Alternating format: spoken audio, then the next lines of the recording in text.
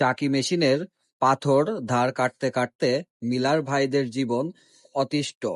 তাই আপনাদের জন্য নিয়ে এসেছি 17 ইঞ্চি হ্যামার মেশিন। এই মেশিনটিতে পাথরের কোনো ঝামেলা নাই। পাথর ধার কাটতে হয় না, পাথর চেঞ্জ করতে হয় না, আর পাথরের এখন অরিজিনাল আগেকার মতো পাথর পাওয়াও যায় না। যার কারণে চাকি মেশিনের অল্টারনেটিভ হিসাবে আপনাদের জন্য নিয়ে এসেছি 17 ইঞ্চি হ্যামার মেশিন। এই মেশিনটি চালানোর জন্য আপনাদেরকে 15 থেকে 20 ঘোড়া মোটর ব্যবহার করতে হবে এবং এই মেশিনটিতে আমরা 3টি বিয়ারিং ব্যবহার করেছি।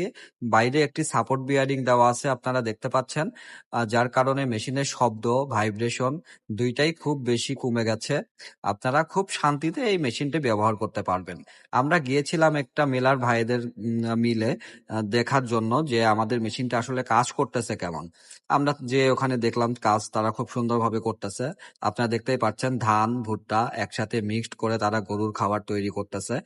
এই মেশিনটা দিয়ে আপনারা ধান গমের পাশাপাশি গমের আটা, ভুট্টার আটা, ছোলার বেসন, ধানের চিটা, সব শুকনা চাল, ভেজা চাল, এই সবকিছু একদম সুন্দরভাবে মিহি পাউডার করতে পারবেন। এবং এটি একটি হেভি ডিউটি মেশিন। একটানা আপনি 8 ঘন্টা ব্যবহার করতে পারবেন, মেশিনের কোনো সমস্যা হবে না। এখন আপনাদেরকে দেখাবো আমাদের মেশিনে যে প্রোডাকশনটা হলো তার কোয়ালিটিটা আসলে কেমন হয়েছে। আমরা এই মিলারের ভাইয়ের কাছে 2টি মেশিন দিয়েছিলাম। একটি 17 ইঞ্চি, দুইটাই 17 ইঞ্চি মেশিন। একটা দিয়ে তিনি হলুদ মরিচ ভাঙান এবং আর একটা দিয়ে তারা আটা জাতীয় কাজ যা করে থাকেন। এই মেশিনটি দিয়ে 1 ঘন্টায় 400 কেজির উপরে আপনারা গরুর খাদ্য তৈরি করতে পারবেন এবং যদি মানুষের খাবারের জন্য মিহি পাউডার করতে চান সেক্ষেত্রে 180 থেকে 200 কেজি আপনারা পাউডার করতে পারবেন এই মেশিনটি দিয়ে। এবং এই মেশিনটিতে চালানোর জন্য আলাদা কোনো দক্ষতার দরকার হয় না, আপনারা নিজেরাই এই মেশিনটি চালাইতে পারবেন। আপনারা নিজেরাই দেখেন আমাদের মেশিনের রেজাল্টটা কেমন হয়েছে।